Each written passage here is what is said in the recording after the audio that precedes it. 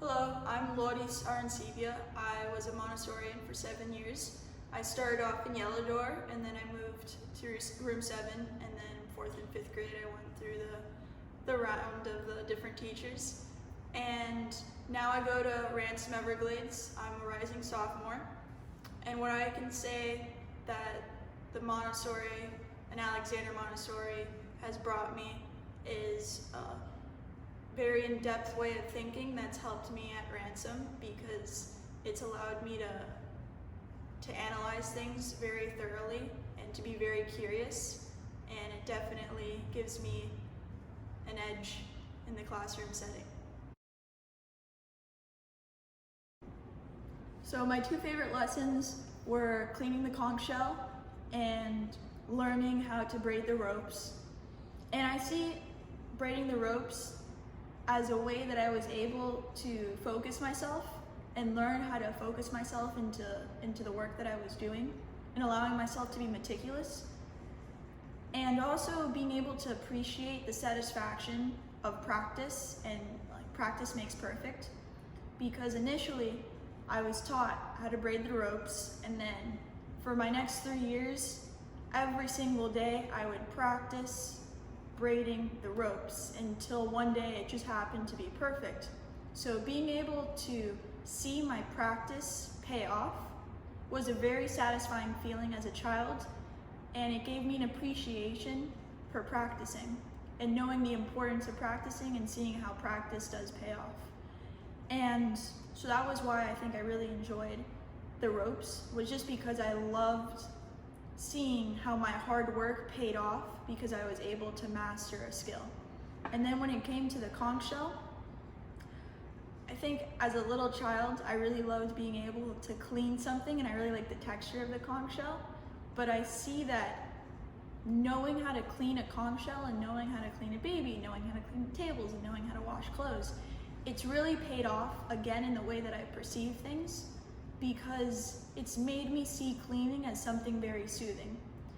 And now whenever I see trash or animal life or plant life being smothered by kind of like a disgusting little area, like I'm referencing like the mangroves, because I've gone kayaking and canoeing, and I've seen just like the whole mangroves covered in trash, and it's made me really emotional, and it's made me motivated to want to clean the mangroves, because I was able to, through learning how to clean a conch shell and through learning how to clean a baby and through learning how to clean the table, I have gotten this appreciation for cleaning up after myself and cleaning up after others. So it's translated into my life because it's allowed me to want to be motivated and not see it more as like a task that I need to clean up after others, but just seeing it as something I want to do just to better my community.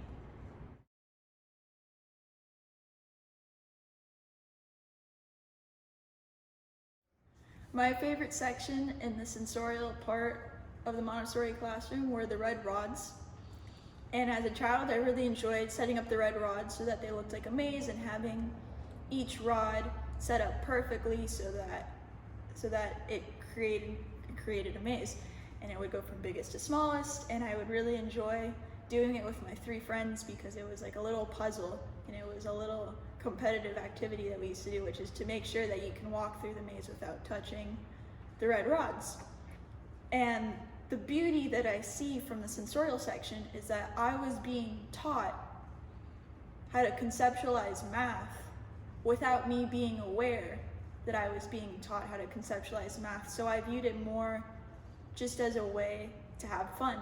And I think that that is the really beautiful part of sensorial learning, is that you are being taught subconsciously, without you being aware. So you just perceive it as something that you're doing that's fun. And I think that's the best way to teach a child.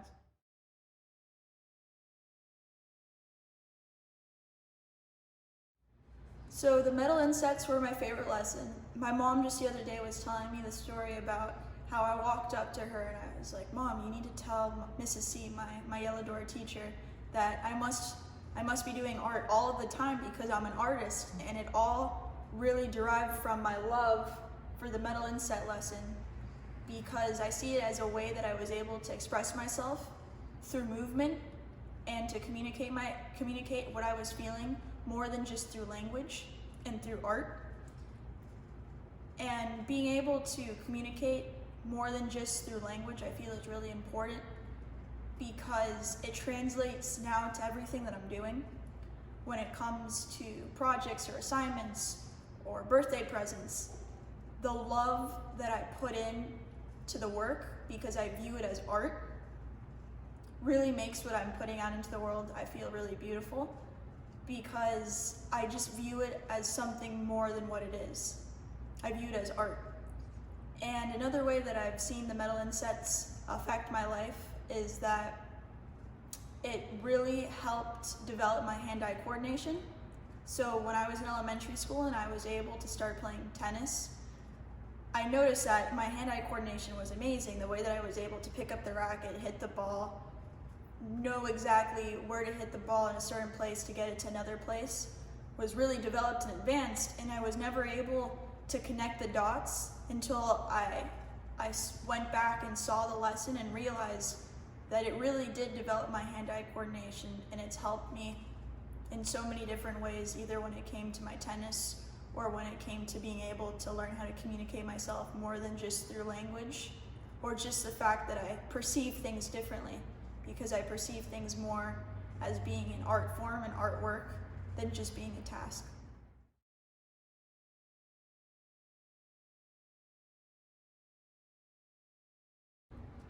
So the really amazing thing about the way that you're being taught in Montessori is that you're not being told so that you'll believe it without anybody like explaining it to you. You actually get the experience to understand what you're being told and coming to the realization that what you're being told is true. Because I could have a teacher that tells me 6 times 6 is 36. But the fact that I was able to understand 6 times 6 was 36 when I was 5 was because of the fact that I was able to hold 6 beads, 1, 2, 3, 4, 5, 6, that went 1, 2, 3, 4, 5, 6. I was able to hold it and count all of the individual beads and see for myself that 6 over 6 was 36. So the really cool part about, and I'm going to say cool a lot because truly the Montessori way is I learned this word this year, enigmatic, because they connect everything. And the way that they teach is so comprehensive that you can start teaching kids how to multiply and divide at 5. Because of the fact that first you're associating color with numbers, then you're able to allow the kid to be able to hold and feel and touch and have the experience that 6 times 6 is 36. And they're able to do that with everything. So math doesn't just become like a memorization, like something that you're being told and you have to memorize, but it actually becomes an experience. And you're able to translate that in your day-to-day life, which is really cool.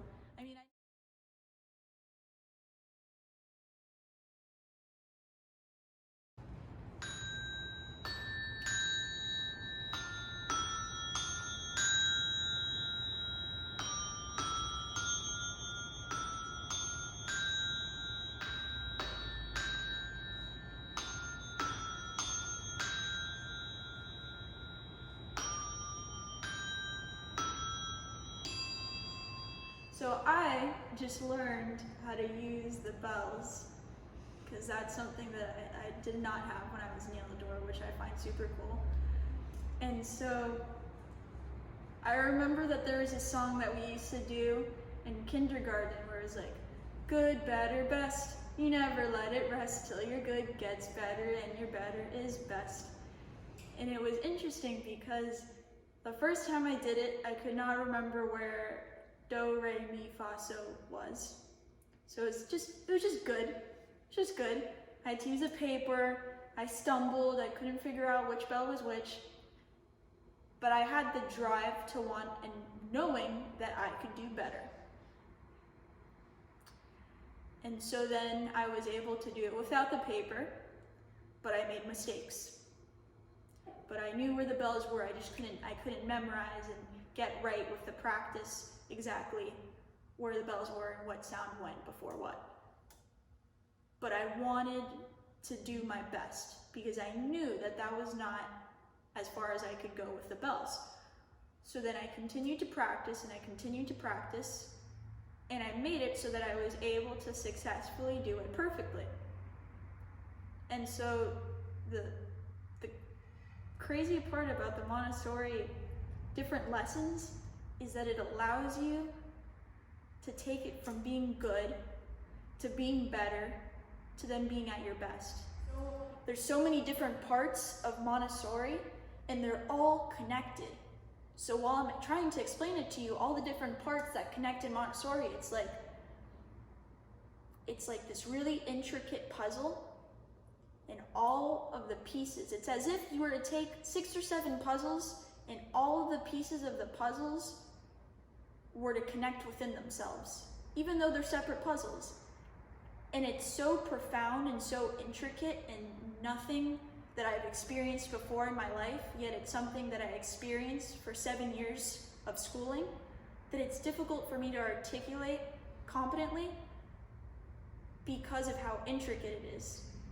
And Maria Montessori must have been a genius. The fact that she was able to connect so many different methods of learning and being able to push children to want to bring out the best in themselves and being able to bring out the best in others. Not only bringing out the best in themselves, but bringing out the best in others. And it's so hard to explain because while I'm speaking, I just continue to see, well, this connects with this and this connects with this, and it's like so fascinating to me that it's like hard to have a cohesive thought because every time I start to elaborate, another thing comes up where I'm like, I see.